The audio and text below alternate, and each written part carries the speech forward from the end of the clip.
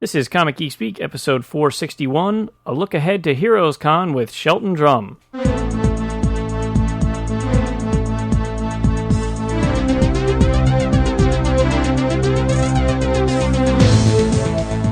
Welcome to Comic Geek Speak. I'm Brian Deemer. I'm Brian Chrisman. I'm Jamie D.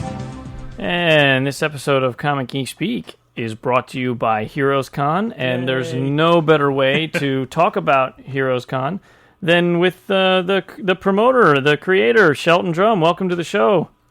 Oh, thank you, guys. Glad to be here.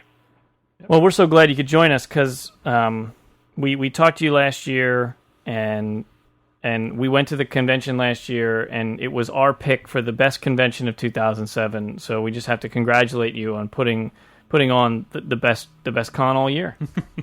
Thank you very much. That's a big honor. I appreciate that. So last year was so good. How is this year going to be even better? Well, it's going to be better. Definitely. We've got a lot more creators coming.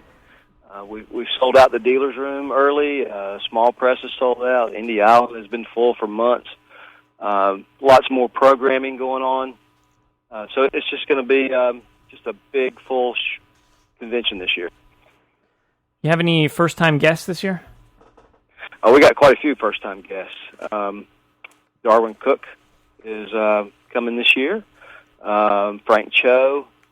I'm going down the list here. Guy Davis, Al Feldstein, David Finch. He's not really first time. He was here in '97, but that almost doesn't count. Let's see, Stuart Eminem. He was here in 2000, but we're excited to have him back.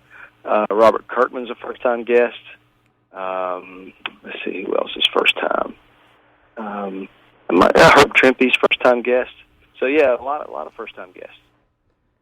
That's quite the lineup. I'm so. As soon as you said Guy Davis, I just was. I personally can't go this year because we just had a baby 2 weeks ago, so I can't abandon my wife. But you can, but there's consequences. I could, but I'll choose. Congratulations. Oh, thank you. So, and then I hear Guy Davis is going to be there, and he's just one of my favorites. So I'll think about you when I'm down there, Brian. Exactly. Go tell him I said hello. I will. He has no idea who I am. Hopefully he'll have a great time like a lot of the creators do, and plan to come back next year, so you'll have another chance. Yeah, well, I definitely, come hell or high water, I don't want to miss next year. Now, last year, one of my favorite parts of the whole deal was the art auction. So talk a little bit about that, and how can artists or guests or attendees, how can they help the cause with that? Well, the cause is the con. That's how we expand this guest list and take care of this massive guest list, to tell you the truth. So we really appreciate everybody's help with that.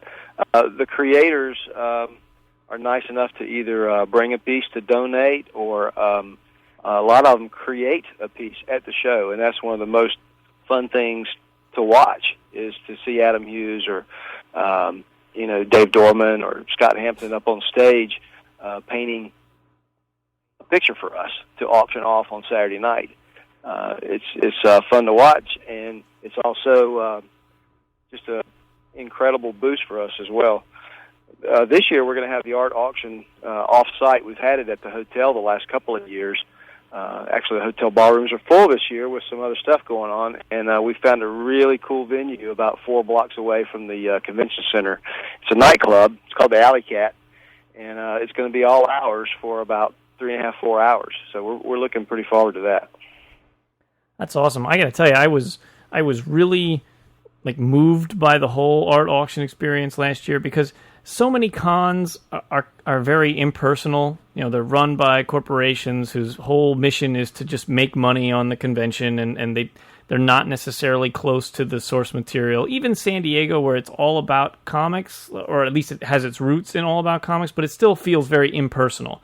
But then to see this con and all those artists just hanging out and all about, doing you, returning a favor to you, and that whole community of people all excited about you and the convention and making Heroes Con just be so much fun, and they were all happy to be there.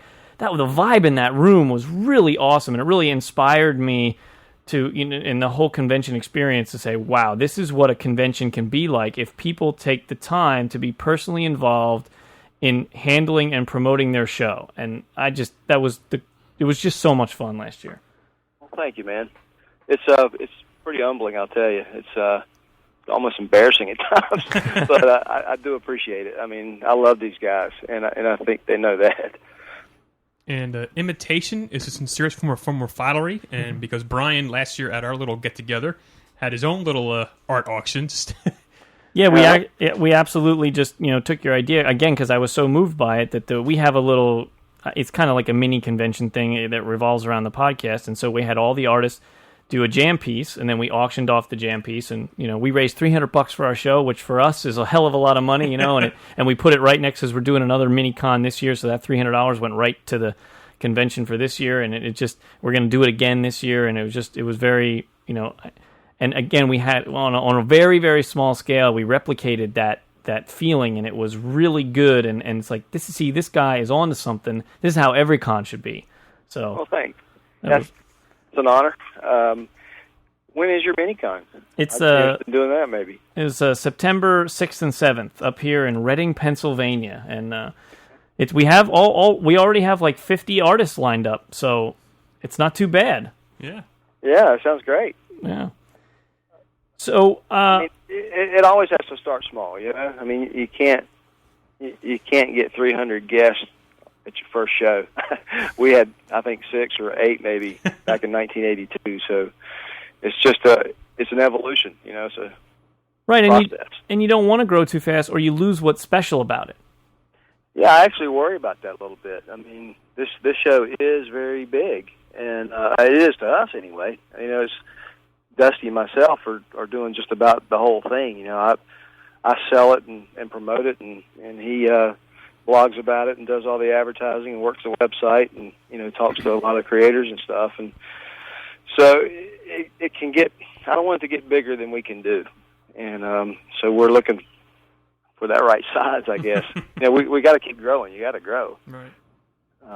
But we're trying to be a little careful with that too. Absolutely, because I would hate to see you do that, because that was the thing that for me that I just loved about it, because it was small. It was bigger than a small convention, and of course smaller than a big convention. It was just that perfect size where you felt like you felt like family. You could feel that family because you could, like Brian said, especially at the last at the art auction, where you just felt the love in the room for you and for what you do. And I just, that was my first time down there, and I'm kicking myself because I had to make the choice as far as monetary, whether to go to this one or San Diego, and unfortunately this year San Diego won out. But right. It was just, you felt like family. All the creators were there to have fun. They were there. They were amazingly accessible to everybody. The Indie Island, I thought, was great. For you to promote independent comics, which a lot of times they get pushed to the back of the convention. You glorify them and give them an entire, spotlight, which is great. And just the word of mouth just keeps growing. Anytime you say, where are you going to a con, you hear Heroes Con, and they're like, oh, yeah, I want to go to that one. Or wow, I've heard great things about that. And every time we tell that to a person, we say, yeah, you got to go. You got to go. So I would hope you wouldn't get big enough that it's, you would lose that personal touch, because I really think you just have the perfect con. And I wasn't here for the episode where we voted on the best con, but that was you were my vote as the best con. So thanks. I think it has a lot to do with like ratios, like how many people you have in ratio to the dealers and the artists, and that's what makes them accessible. I think they're a third of the room is artists, pretty much.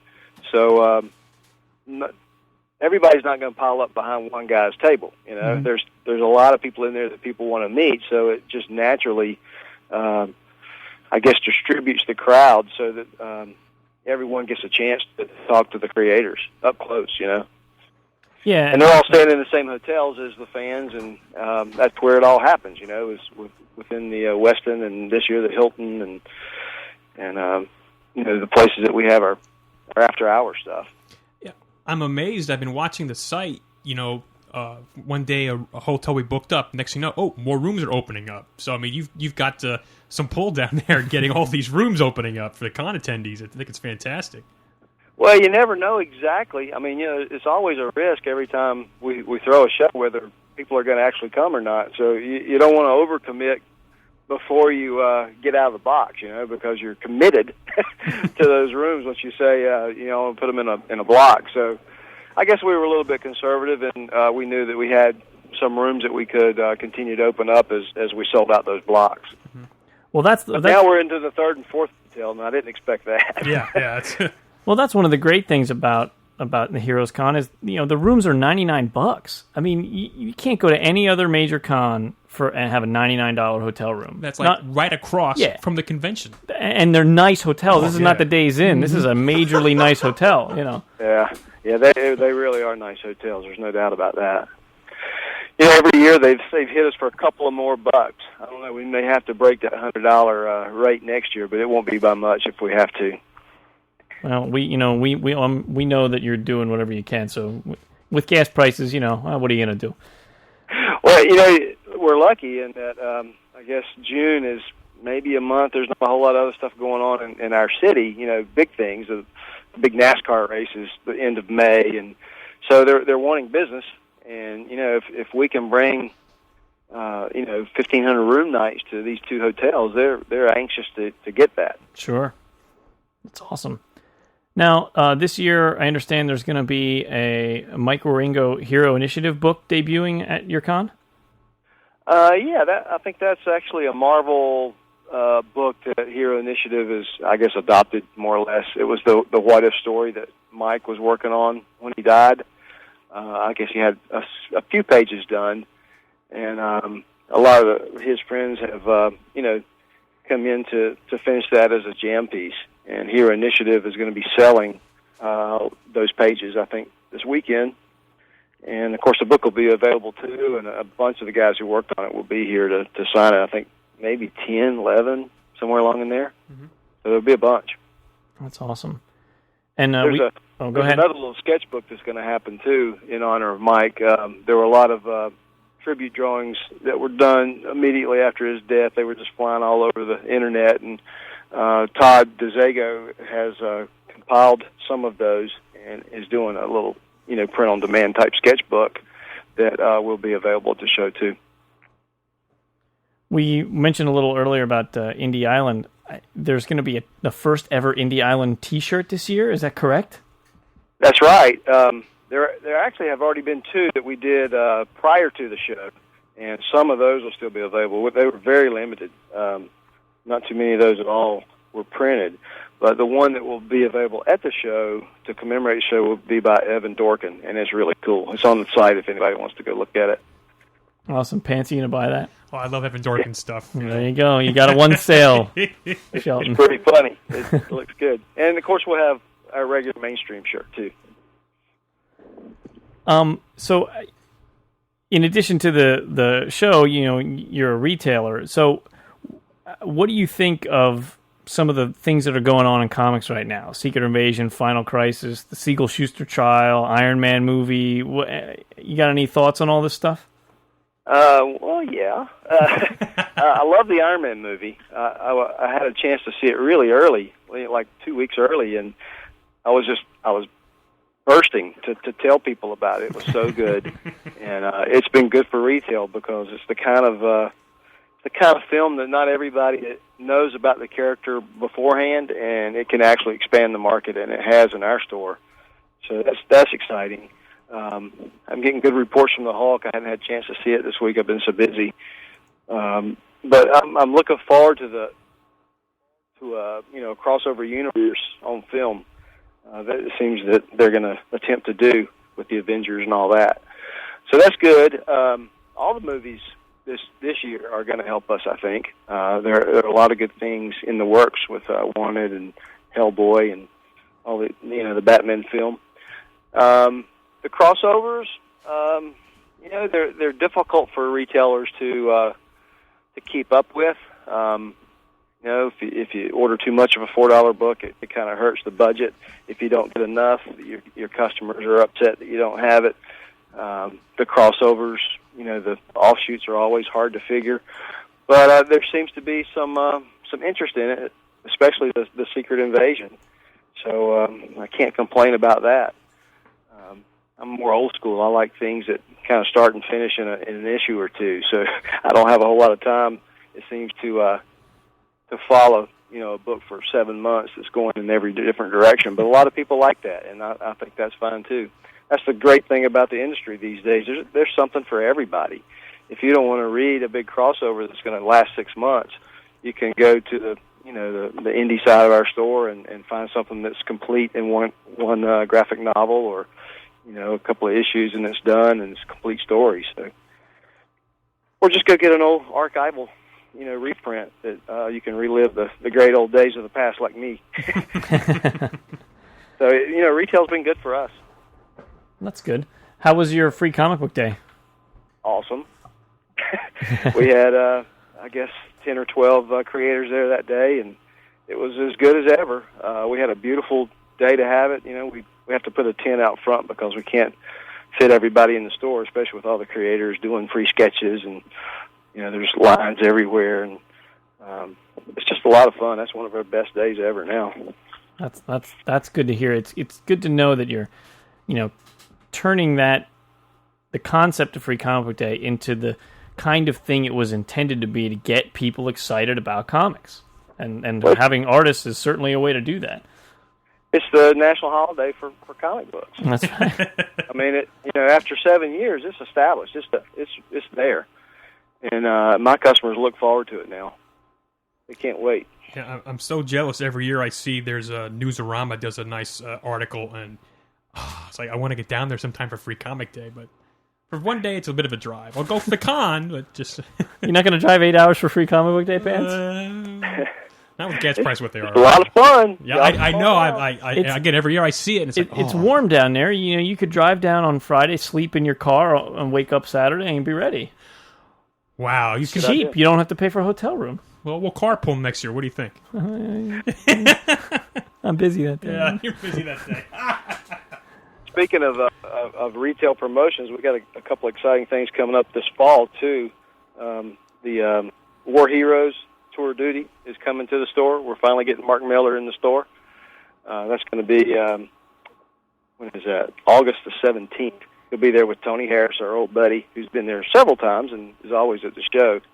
Yeah, we're excited about that. And then we're partnering up with some of the, I guess you might say, agencies in town. There's a photography museum, so to speak, or gallery in town called the Light Factory. They're having a film fest with George Romero, and we're the spot where he's going to be signing autographs. So that's going to be kind of cool. That's in September. And then in October, we're pairing with the local library here to bring in Harvey Pekar and Alison Bechtel to sign. So we're excited about that kind of stuff too. That's awesome. Yeah, that's a impressive list. It kind of hits all kinds of categories, you know. It covers the gamut, and that's what we try to do in the store. You know, we got kids' books, we got mature stuff, we got mainstream stuff, old stuff, new stuff. So there's a customer for every comic book produced, apparently. That's great. We have to personally thank you a tremendous amount for you and Dustin for encouraging the podcast presence at the convention. You know, obviously, since we're podcasters, we really believe in the medium, and we believe that it has a future in fandom, and that it's an important part of fandom. And it's great to know that we're accepted, and that we get a little corner at the con, and we can set up some stuff and do some interviews and try to get people excited about the convention, the guests, and the medium of podcasting. You know, it's like a little quid pro quo there. It's just awesome, and we really just wanted to say thank you for being supportive of that. Well, you're welcome, and we thank you for helping us promote the convention. I believe that every little bit helps. You know, locally, nationally, on the internet, anywhere we can get someone to talk about us, we're happy, and we do appreciate it very much. Awesome. Now, is there anything that we didn't talk about that you think we should mention? Oh gosh, there's so much stuff. Really, somebody asked me what was new, and it's like there's nothing really new. It's just we're trying to get better at what we do, and just be a little more organized. Hopefully, a little more full. Especially with the programming. I think our programming schedule is amazing this year.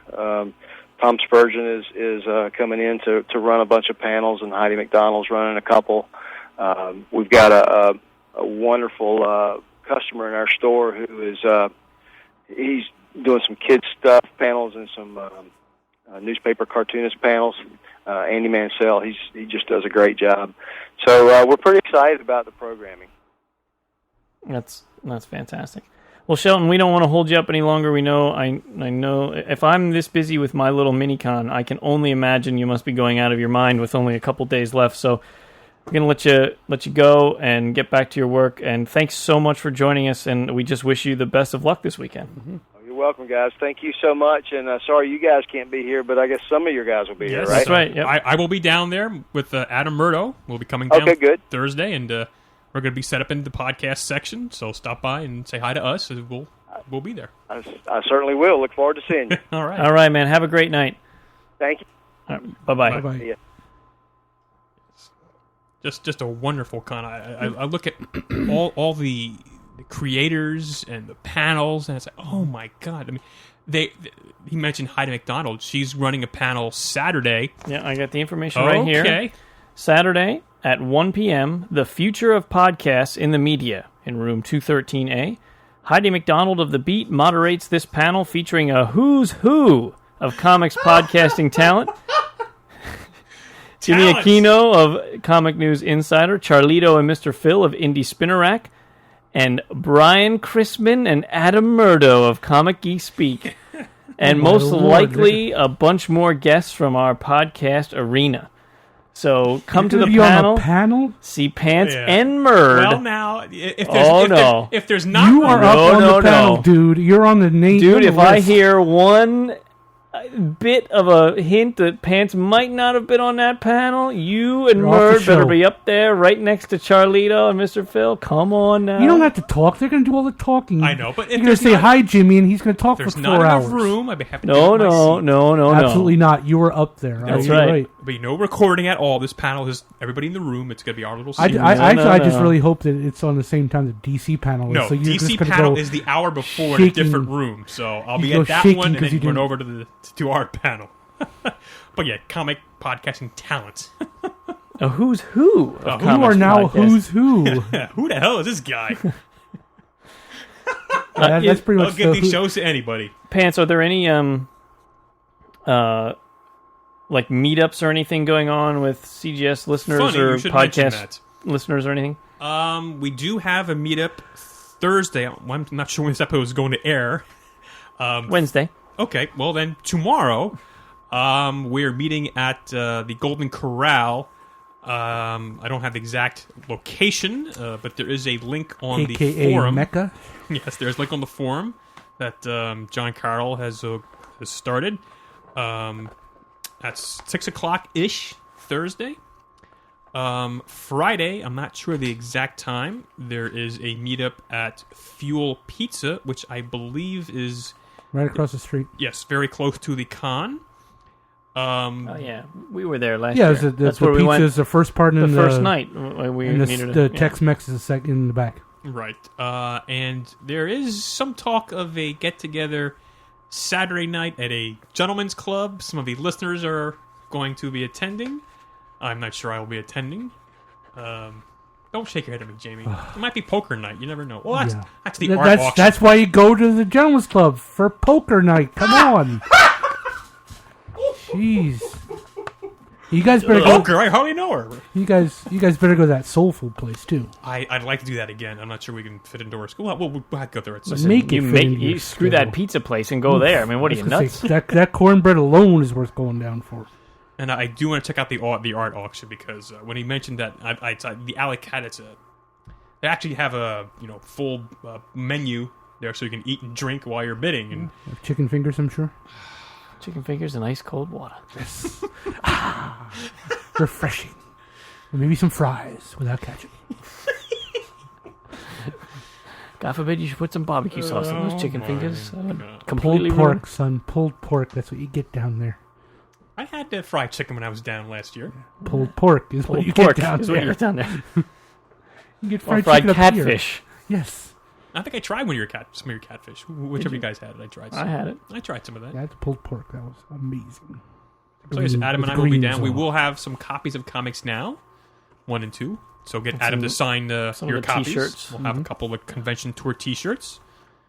So stop by, say hi, and if you'd like to come to the panel at 1 o'clock, we'd love to have you. But again, no recording of any kind, please. Just lots and lots of pictures. Don't! Up close. I think you're not even going to have to talk. Jimmy will talk. Yeah, his, I know. Talk And your ear off. Charlito, Charlito will yeah. talk your ear. Mr. Phil will sit back there and roll his eyes at Charlito, and and you and Adam can just sit off. I'll just sit there and laugh like I do here. Yes. All right, well, so the bottom line is go to Heroes Con, even if you think it's too late, just show up, figure it out on the fly. Oh, Yeah. what are the 3-day tickets? They're like $20, I 20, think? something like Let's just that. say amazingly Or $25, cheap. something I mean, good really, Lord. really cheap. Good They- Lord, they that's- put on why a not really go? good show. It's worth it. If you've never gone and you're in the area, go. If it's too late, then next year plan on going. I'm pretty sure next year this will be on my Yeah, it's list of definitely cons back to on go. the schedule next year. I mean, I'd skip just about anything to not miss Heroes. Yeah, this year. And move on to some mail. I got a package from Ian Clifford in Manchester, UK. It says, Dear Brian, as comic fans, our lives are a series of disappointments. Not only do we have to put up with a mainstream culture that never seems to appreciate our love for this crazy, amazing medium, we then have to put up with the constant disappointment of those books we love getting canceled. Books we love never getting traded, collections stopping mid-run, publishers going under, and exciting new projects that never see the light of day. And yet all these disappointments can never kill our love for the medium. The one major disappointment I'll never get over was when DC Comics stopped their deal with Humanoids to do English reprints of European books. Getting the chance to read some of these incredible European comics in English was amazing. I loved every collection I could get my hands on, and then DC said there was no money in it and pulled the deal. A whole new spectrum of comics was opened up to me and then slammed shut in my face. Heartbroken. A couple of weeks ago, I found a nice collection of oversized humanoid hardcovers on eBay and picked them up for a steal. I got them for a steal simply because these books don't get the recognition in the English-speaking world they deserve. I no longer needed my duplicate softcover editions and thought, what should I do with these? I thought someone has to read these books, someone who will appreciate them, and that's when I thought of you, Mr. Deemer. Mr. Deemer. I enclose Pierre Christin and Anki Bilal's The Chaos Effect, collecting the Black Order Brigade and the Hunting Party, which, as a fan of history, I hope you enjoy. I also enclose the other collection through DC Humanoids, Townscapes. These are two fantastic collections, and I hope you enjoy them as much as I do. Thanks for the podcast. Even after 400 episodes, it continues to be excellent, and Comics Now has been fantastic. I look forward to issue 3. Love to your wife, kid, future kid, dogs, and geeks. Yours faithfully, Ian. And now, Ian, I got to tell you, I had never seen these before, and I wasn't even aware that DC had done any printing of European comics. But lordy, were you right in sending these to me. I mean, I haven't gotten a chance to start reading them yet. They're going to the top of my pile. But this artwork on the Chaos Effect? Holy mackerel, is that good stuff. I mean, absolutely gorgeous. It just, and it does, historical. It just looks totally like something that I would love to read. So I'm really looking forward to digging into that one. And, I mean, the artwork on Townscapes is no slouch either. I mean, this is well, it's the same artist, so I mean, it's just as good. So, just wow, I'm really intrigued to get started on these. And the timing couldn't be more perfect. I don't know if when you sent them we had released it yet or not, but I just spun off a new CGS podcast, CGS Presents Exploring BD, which is all about Franco-Belgian comics, and then actually we'll go European comics, the whole greater European comics as well. And so I'm in this zone now where I want to read these comics that are translated because I don't speak French fluently, and so it's really nice to have the translations. I'm loving it. And now Marvel's doing this whole Salil line, which is great because they're now bringing over some European comics. So we're getting some now. It's good. Too bad DC had to stop. But now this makes me want to seek out anything else this artist has done. Because wow. Who was the artist again? Bilal. I don't. Let me see. What's his first name? Anki Bilal. Really, really nice. I mean, it's gorgeous. So, wow, when was this done? Humanoids, 2005. How did I miss that? It was only a couple years ago, and I totally didn't have any idea they were doing that. Do you remember this? I know of the deal with the humanoids, but I don't remember specific titles. Wow, we were doing the show then, and I don't even remember. We never even talked about it. It was in its infancy, so perhaps your thoughts were elsewhere. Wow. But needless to say, thank you for opening my eyes to this stuff. I will be sure to report back when I've had a chance to read them, because this just looks fantastic. And how about those cool stamps in the package? Well, that's something different. Oh, it's something different. That's something different. I thought it was the same one. No, this is, Way to step on his segue. Yeah, geez, pants. I'm getting more English, love here because Eamon Clark sent me, as he does every once in a while, and he just continues to. The guy's awesome. Sent me some stamps here, some mint stamps, classic movie poster stamps. Check those out. Really nice set. And then, of course, the envelope that he mailed it in has some nice stamps from the UK, and they didn't even postmark them, which is great. So theoretically, I could steam them off of here and fly to the UK and put them back on a thing and mail something else to myself with them. Just Like you're just that crazy. And then not only are they classic movies, these are classic Carry-On and Hammer horror films movies. If for those of you out there who would just in classic movies, just like Curse of the Mummy, Carry-On Cleo, Dracula with Christopher Lee, Curse of Frankenstein, cool stuff. And then he also included an envelope that someone had sent him that has a bunch of stamps on it, and it's really nice. Oddly enough, there is the Bicentennial of American Independence stamp. I mean, they actually, the British, I guess they're over it now. They're issuing their own stamps.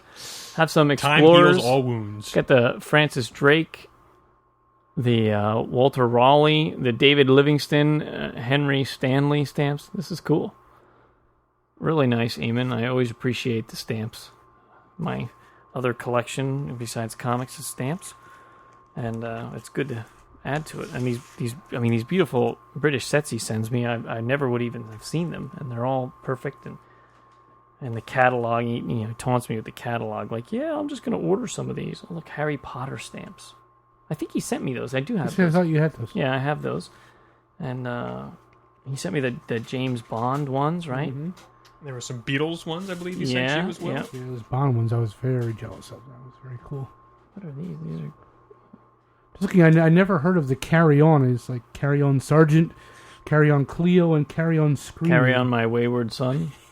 Tell me peace when you looks like a bunch of, the same people in all these movies. William Hartnell, the first Doctor in the first movie, and then Christopher Lee, like I said, Dracula, Curse of Frankenstein, and The Mummy with Peter Cushing, Grand Moff Tarkin.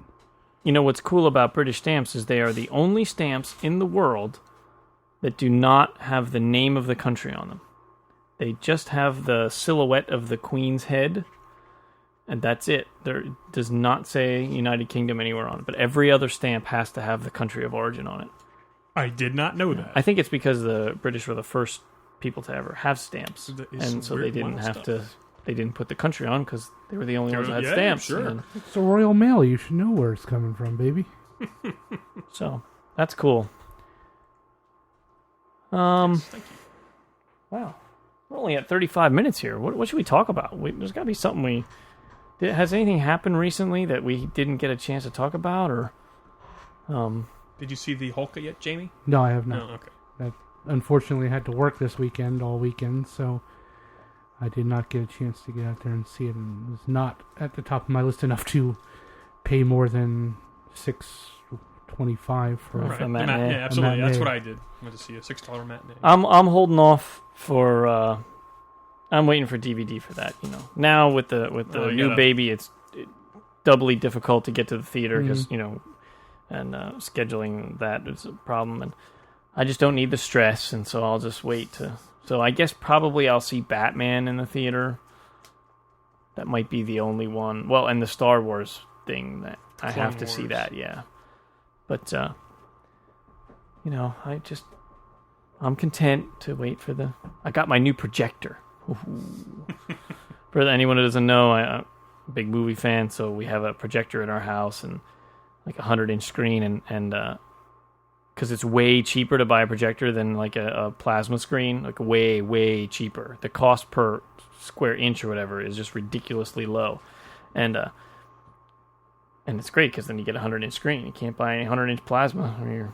Well, you can. I think there's an LCD. It's like $70,000 or something. So I wasn't going to pay that. I'll be able to live in it for that kind of. That's exactly. So after 2.5 years, it got this weird yellow line on it. So I had the warranty. So I sent it in, and they said they couldn't fix it. So they're like, "Oh well, we'll just send you a gift card for exactly what you paid for it." I said, "Excellent." So now I have a high def projector. Of course, I have no high def sources because Blu-ray players are still $350, and I just refuse to pay that. I want to pay $79.99 or whatever. So it'll probably be another 2 years before I can afford a Blu-ray player, and but I'm ready for when the players are cheap. Yeah. Wait, you still have the dish, or? Well, yeah, we still have everything else is still the same. I just saying, 'cause can't you take can- full advantage of the projector. Is all I'm saying. But wouldn't you be able? Wouldn't that be able to read like high def? No. You channels have to off get a of the- new. First of all, there's two things that you got to get new hardware for the satellite to have high okay. def, and second of all, you got to pay for it. And I Okay. flat out refuse to pay extra money for high def channels. It's BS, right? The satellite's up there in space. It's beaming all that crap down to my house, whether I ask for it or not. So then they're going to charge me an extra $10 a month or whatever for the 6 stupid channels that have high def? No. It should just cost the same. Why would they make me pay more? Again, millions of people have DirecTV, and every channel, because satellites go one way. So every channel, all the pay-per-views, all the sports channels that I don't pay for, all the porn channels, all the high def channels, all that stuff is coming into my house and coming into my box all the time. It's there. But they just want to make me pay for it in order to flip a little switch that says, oh, it's okay to watch. So the high def channels are there, and I'm not paying for them until high def is just standard part of their regular package. That's BS. It's the biggest gimmick ever. Get people, oh, I can't wait. I'll pay $10, $20, whatever. This sucker was not born yesterday. I know the deal. I'm not paying for it. It's just like mother effing text messages. The whole Yes. point of them is that they were free because they offloaded the bandwidth from long multi-minute calls into millisecond bursts of 140 bytes. BS. I'm not paying for text messages. They're supposed to be free. They save the company money by you using text messages. Don't be assholes and pay for them. Everybody cancel their text message plans tomorrow and wait till they give them to you for free. Ugh! There's nothing that pisses me off more than that whole text message scam. Yes, I know. The Chinese have been given away for a decade because they had too many people and they couldn't support the bandwidth. As soon as they gave away text messages, their bandwidth was all freed up. And then Americans said, wow, people like the text message. We could charge for that. And then stupid American citizens said, I'll pay for a stupid text. I can call for free. I can call somebody for free and talk to them for 24 hours straight. If they're on Singular, I can talk to them 24 hours straight, and it's free. But I'm going to pay 20 cents for one text message. It's bullshit. So it's the same thing with high def. I'm not paying for it. No way, no how. And when the Blu-ray players are $100 or $79.99 or $39.99 at Walmart, that's when I'll buy one. I'm not paying $350 or I'm not paying $400 for a PS3 that I'm never going to play because I don't want to buy any $50 games. Not happening. I'm just going to wait. I smell a best of Brian Thieber episode 2 out of this. Well, it's like... See, I just said 2 words and we got gold. Exactly, yes. Well, the whole thing, I'm a major movie home theater nutcase, right? In high school, I got a paper route my senior year so that I could buy my first home theater system. I was at the neighbor's house and he had a Laserdisc player with Dolby Pro Logic Surround, and I was like, "Oh my god, movies could be like this at home!" Oh man, I was like flabbergasted. We were watching The Abyss, and I thought my head was going to explode. So I went and I got a Laserdisc player, and I got my first receiver and the surround sound speakers and the nice TV and the whole thing. Right? And then I canceled the paper route the minute I bought my last component, and I was so happy. And then DVD came out in 1997, and I paid $500 for my first DVD player, because it was so like, holy shit, DVD blows Laserdisc away, and there's Dolby Digital, and it's even better than surround Dolby Pro Logic, and then I had to buy a new receiver, and I've spent thousands and thousands of dollars over the year on home theater. I put that DVD in, and it looks friggin' awesome. Now I know that the Blu-ray will look better. I understand. And now I have a source. It's killing me. If I was wealthy, I would go out and I would buy a Blu-ray player tomorrow. But I'm not, and so I'm just making myself wait because it's not that big of a deal. I'm just going to wait. Sooner or later, they will be cheap. It's going to happen. I just got to sit on my hands. Now, if I had a friend who had a PS3, I'd be like, "You're going to bring that over for one night? Can I borrow it so I can rent a Blu-ray and watch it? I really want to see what it looks like." I am very curious to see what it looks like. But I'm not spending the money. No way. So yeah, that's my update. My home theater. Whew, that was a hell of a... Yeah. I really wish people would cancel their text message plans, though. I'm begging everybody, because then we could all enjoy them for free. Yeah. You don't have to be paying. They're going to give them away for free, because if people keep making phone calls, they can't afford it. It's a lot of people and a lot of bandwidth, but people are stupid and pay for text messages. Dumb. Okay. Anyway, what else are we going to talk about? That's been 5 minutes. Okay. My newest obsession right now is I'm completely obsessed with Dungeons and Dragons right now. Yes, so you've mentioned my entire. We're lunch, playing at you don't work. sleep anymore, I was dreaming about D&D last night. Oh, you're kidding. I swear to God, I was like, I want to buy more books. What books are coming out? I wonder when the Player's Handbook 2 is going to come out. What about the Arms and Equipment Guide? When's that? Oh, man. And I woke up and I couldn't go back to sleep because my brain's going a mile a minute and I'm dreaming about Dungeons and Dragons at 4 in the morning. And I'm like, I got to get up in an hour and a half. I need to go back to sleep. Yeah, I got it bad. It ain't good. I did order the 4th edition book, so I am going to run a little adventure for these guys. Whether they like it or not, they're playing. Didn't say I wasn't going to like it. I'm just saying, because I'm so excited, I don't really care if you want to play or not. I know Jamie will want to play, and that's fun. And Dana will want to play, and Carl will want to play, so it's not a problem. So I'm really, really looking forward to it, because I've heard Stuart, Wet Rats, on the forums, and he says it's the best D&D yet, and the guy's been playing since the very first pre-edition, like when it was just a pamphlet and it wasn't even like a real thing. So if he says it's good, I trust him, because that man, I know where he's coming from. I got his number on the forum, and I'm dialed into that number. We agree on a lot of stuff, I think. So I'm cool with that. Have you played your character, your elf, since you started? Because I see you got all the sketches and. Yes, yeah, we had one session. Okay. And then the one guy was out on Friday. The DM was out today, so hopefully tomorrow. I got the meeting room booked. I got everything scheduled. You got the meeting room booked? Yes. You have to book it in advance? Well, yeah, I mean, you got to book a meeting room, otherwise there aren't many conference rooms. You don't have a lunch room to have it in? Well, yeah, but I want privacy, man. Okay. You want to be loud. We had the whiteboard in there. You draw the little maps on the whiteboard and everything. Okay. It's much better in there. All right, I'll take your word for it. Yeah. And it's hard to hear in the lunchroom. It's all noisy with the vending machines. It sucks. Forget it. So book a conference room. We're doing it in style, man. I love it. every time I book it, I'm like, oh my god, if they knew that we were using up a conference room. There's only like 4 conference rooms in the whole building. Boy, you just let the cat out of the bag now. Nobody listens to the show. No one listens to the show. Okay. No, I mean the people at work. Nobody listens. I have this. I mean, if we want to do, yeah, it was garbage because I just threw it away today. But wasn't sure when we recorded one the other day if we would need time killers, and we kind of do this with this one. So on the forum there had been a neat little thread about reintroduce yourself. Oh, okay. And it was pretty much just one of the things like your first name, your age, your occupation, where you lived, did you have a significant other, kids, did you have brothers and sisters, what were your pets, your 3 to 5 biggest exciting things in your life right now, where and what you went to school for, and your parents, what do they do, where do they live, and are you close, and then some of your closest friends.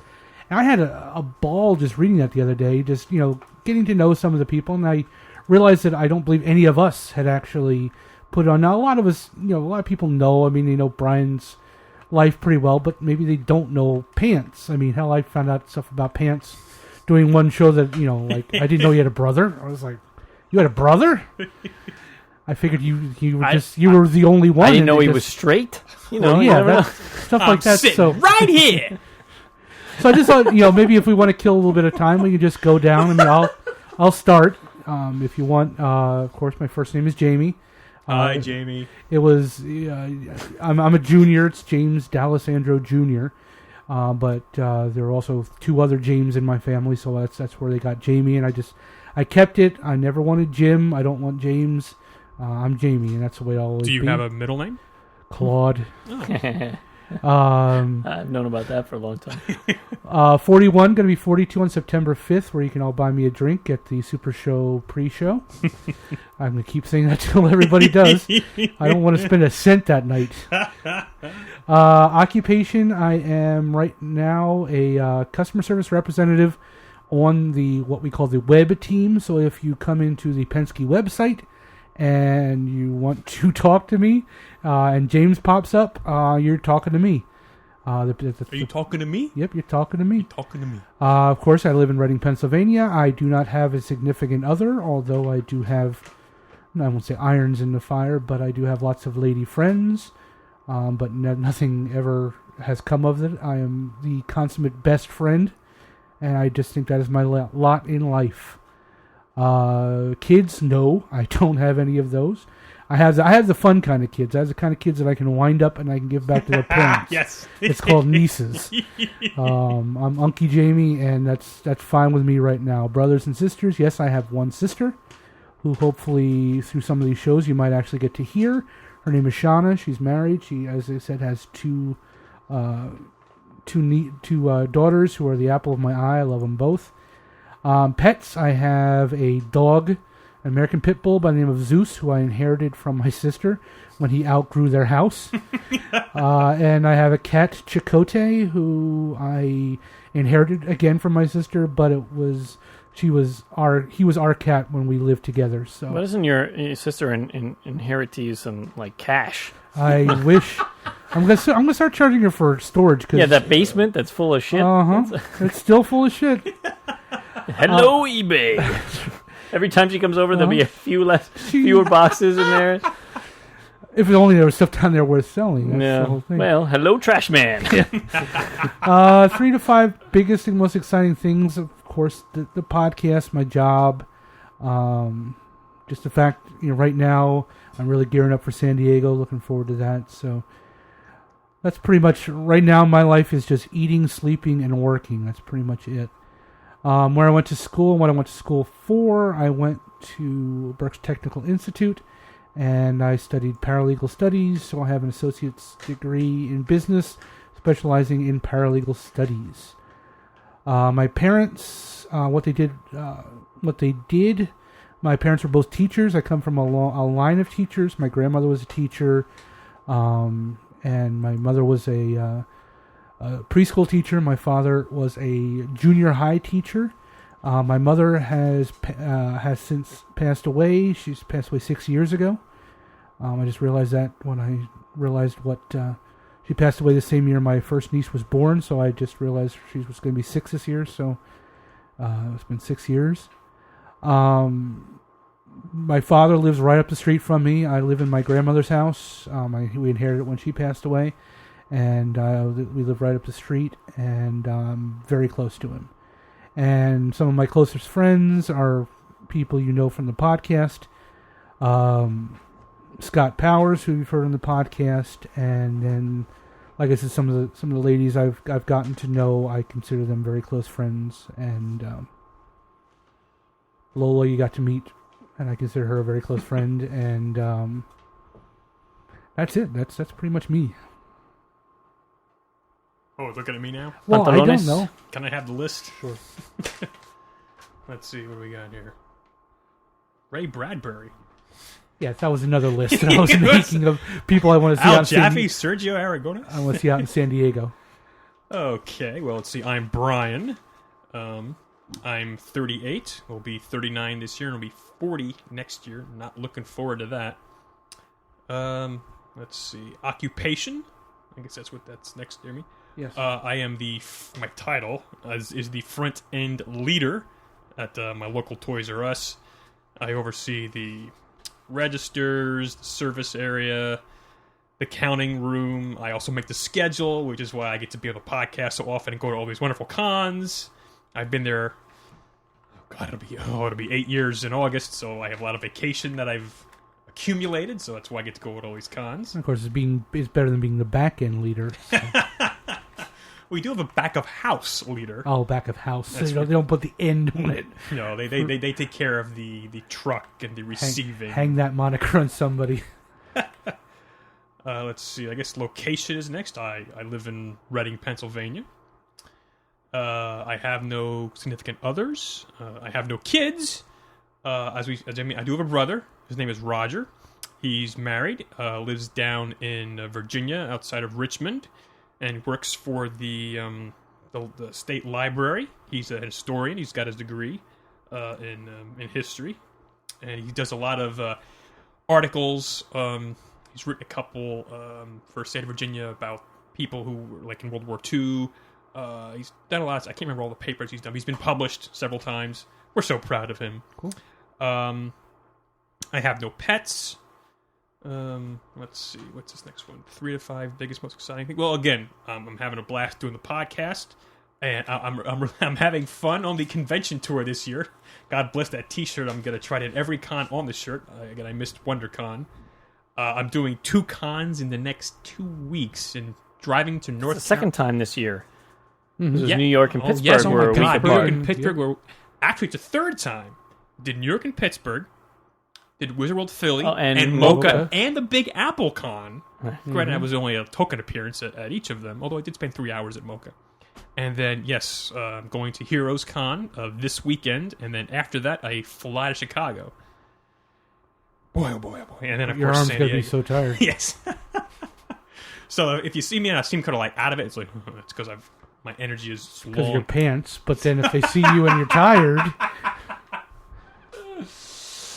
So yeah, I'm digging the podcast. I'm loving trying to catch up on my reading for the comics that I'm buying, and again, my other passions. I enjoy playing poker. I go to a weekly free roll game, and I've been dabbling online. So I'm hoping, like I said, to get a thing together for the Super Show. I went to Kutztown University. I actually have a bachelor's of science BS in mathematics. Started out, I was going to be into computer science, but after a while, I just realized like I couldn't do that. So I went with math, and I just have a head for numbers. So I have a degree in math. Yes, I work at a toy store. I'm well aware of that. Let's see. My parents, my father, he I passed. could teach you how to do computers. Yeah, I know you could. I just never got the hang of the stacks and the queues. I was always having. That stuff's all I that know. doesn't even exist anymore. I know, but this was, oh my God, 20 years ago when I was going to college.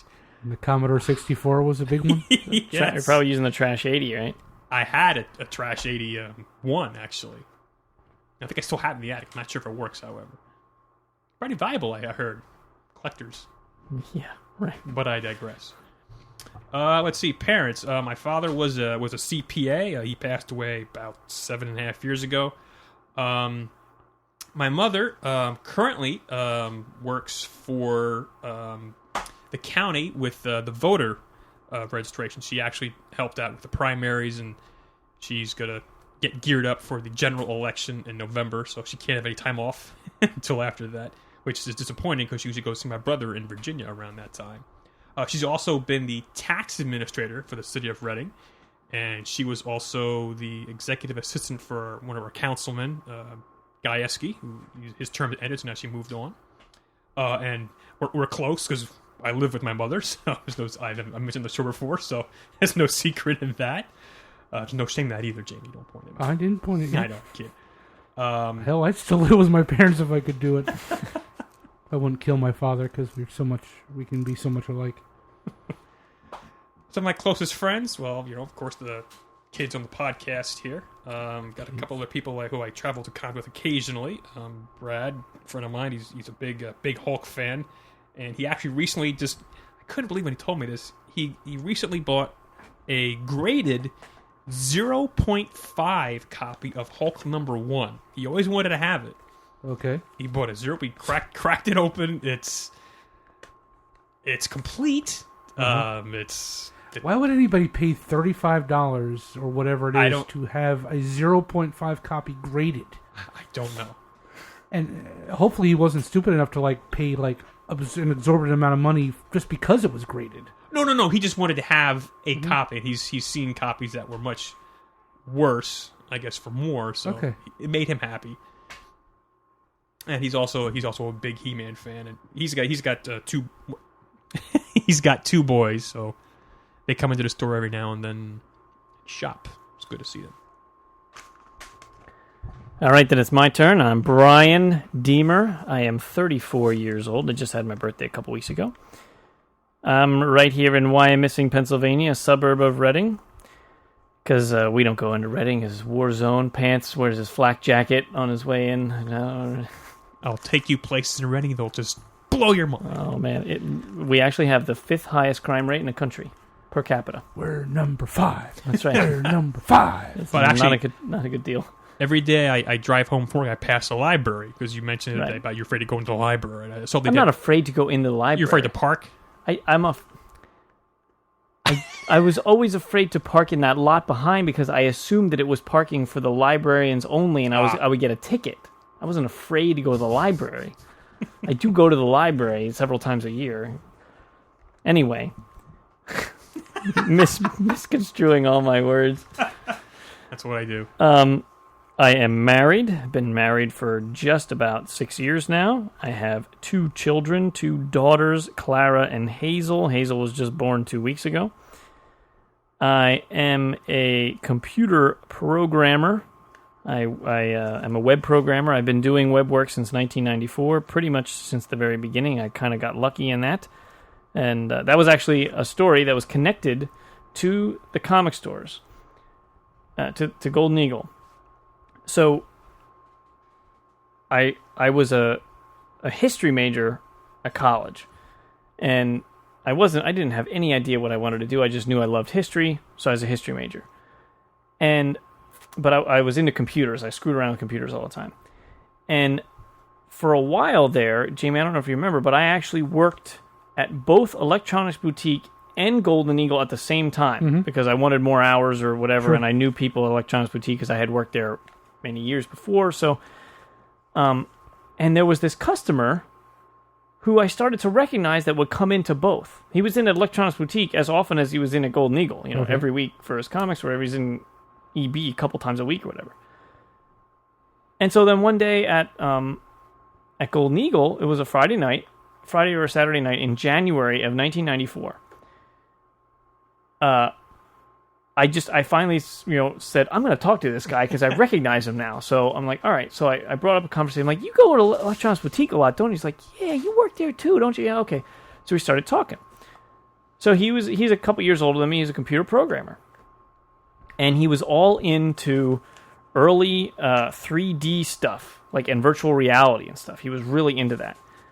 So we talked for like an hour or more or something that night, and he was like, yeah, my girlfriend and I, our apartment is just over in West Reading, right by the Circle in West Reading, just past Vanity Fair up that way, before the Buttonwood Street Bridge there. And he's like, you should just come on over when you're done work. I can show you all this cool virtual reality stuff. He had taken an old Nintendo Power Glove and wired it into his computer to control virtual reality. Like, he was a real virtual reality geek. This was in the early days when it was like all hacker crazy, right?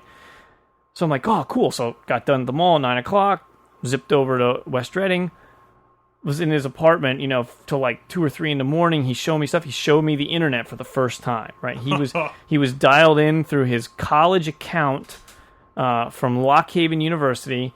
He was telnetted in, and then he went on to some Swedish server and downloaded some funky 3D graphics stuff that we were looking at. And I was like, wow, this internet is pretty freaking amazing, right? And then, so then I started hanging out with him a lot, and then within a couple months, he and a guy that he worked with started a web company, and I learned how to do HTML and web pages like right then and there, and we started. I actually became the first full-time employee of that company, like in '95. Then, like, I kept working with them while I was working at Golden Eagle, while I was going to college. And then I worked at the movie theater when I came back from Mexico that summer, and I was still working on web stuff with him, and then they got enough jobs that I got hired as a first full-time employee. So I totally lucked into the web world right as it was starting, thanks to Golden Eagle. If I didn't see him at Golden Eagle, I never would have talked to him, and that would have been that. Cool. So it's kind of funny. My job is tied to Golden Eagle. And I worked there at that startup until 1999 for 5 years. We worked. So they sold it then for $20 million or whatever. So the company was all right. Because I went to Mexico, this is the thing that I still regret this till the day I die. That was the summer I decided to go to Mexico, do my whole, experience life, help out the homeless people, all that stuff. They actually formalized the company and like created the corporation while I was in Mexico. So there was another kid. There was the two primary owners and this other kid. Their three names. If I hadn't gone to Mexico, my name would have been on that. I would have been one of the 4 owners. The kid was a total screw up, and they bought him out in like 96 or something for like $125,000. Like, it was still like, shit, that's awesome. I mean, this kid did no work. He was a total screw up. So then there would have been 3 of us, and I would have been like a third owner, or even if I had 20% or 10% or something, 20 million, 10% is $2 million, baby. I would have been one of those .com millionaires, those early 20s. Oh, shit. I was 25 years old when they sold that company, and I could have had a couple $1 million. But I had to go to Mexico, and I had to do my thing, which I don't regret. But at the same time, it's like, I'd rather be a millionaire. Then I could go to Mexico anytime I want, for as long as I want. I was almost all those .com millionaires you heard about. I could have been one. Dope. Son of a bitch. Anyway. That's what I do, web programmer. Now I work for Navtech, which is the largest mapping company in the world. When you go to Google Maps or MapQuest and you ask for directions, the map that comes up is our map. The directions that come up are our directions. And we're about to be bought out by Nokia. August 8th, that deal goes through, and then I'll be working for Nokia, which is kind of cool. And I have 2 brothers. My brother Adam is just 3 years younger than me. And then my brother Matthew is 21, and he just graduated he has Down syndrome. He just graduated from his special school this year, so that was just a big deal a couple weeks ago. Cool. Graduated. Pets, we have 2 pets, Greta, an 11-year-old German Shepherd, and Eli, a 5-year-old yellow lab. What the hell is that? 3 to 5? What the? The 3 to 5 biggest things that are happening in your life right now. Oh. Or most exciting. Well, the podcast. Clearly, I guess I should say my kids, but, the experiencing fatherhood. Yeah, the magazine, the podcast by far is my number one focus in life right now. And the funniest thing was you didn't even know it was Father's Day this past Sunday. I had no idea. I had absolutely no idea it was Father's Day. I went to Alvernia College here in Reading, PA, because my father worked there, so I went for free, 100% for free. Mm-hmm. That's awesome. I'm very close with my parents because they live behind me, because this house used to be my grandmother's, and I bought it from her shortly before she died for a steal. And my parents, bought that house in 1980 where they live, which was, of course, right behind my dad's parents then, and now I bought the house, and so it's like we just keep everything in the family here. What is that? What they do? What do they do for a living? And what do they do for a living? Are you close to them? Oh, my parents. What do they do for a living? Yeah. My father. Well, my mother was the like office assistant, or whatever you want to call her, for the office manager or whatever for the school that my brother went to. So she's actually winding that down. She's gone part-time now and hoping to be completely out of there, like within, 6 months or something. And my father is the head of the HR department for the Berks County Intermediate Unit. It's like the big nonprofit organization that helps all the schools around in Berks County, and whatever assistant schools need and stuff, they provide that support. Something I'm totally not exactly sure, but he's the HR guy for that, and he was a professional photographer for years and years and years, and then he transitioned into his role in PR because he has a master's degree in English, and so he was able to use that in PR. And that's when he got the job at Alvernia College. But he was teaching photography and video production while he was doing the PR thing, and then he moved on. And some of my closest friends, obviously, all the guys on this show. My brother is one of my best friends by far. And then my other best friend is a guy named Tom Hunkley. He went to high school with him, and that's how I know Pittsburgh so well, because he went to Duquesne for 6 years, so I spent lots of time in Duquesne. And then he came back to Philly because he's an athletic trainer, and he worked for the Eagles for like 6 years or something as one of their athletic trainers. But he was not on each NFL team. There's one head trainer and 2 assistant trainers. That's the deal. Like, that's what they get. But then they have lots of other like assistant trainers, but they're all farmed out they're not employees of the team. They work for local. So he worked for NovaCare, but he was with the Eagles, and everything he did was with the Eagles during the season. He never touched another patient other than an Eagles patient. And but he wanted to work for the team. So one of the assistant trainers for the Eagles took the job as the head trainer for the Minnesota Vikings, and brought my buddy Tom with him, which of course is a huge career move because now he works for a team, and it was a big deal, but it was sucked because he got so lucky to get the job at the local team, but then he wasn't working for the local team, and for his career he needed to work for a team, so they had to go all the way to Minnesota, to work for so now he works for the Vikings, and I don't ever see him anymore because he's in Minnesota.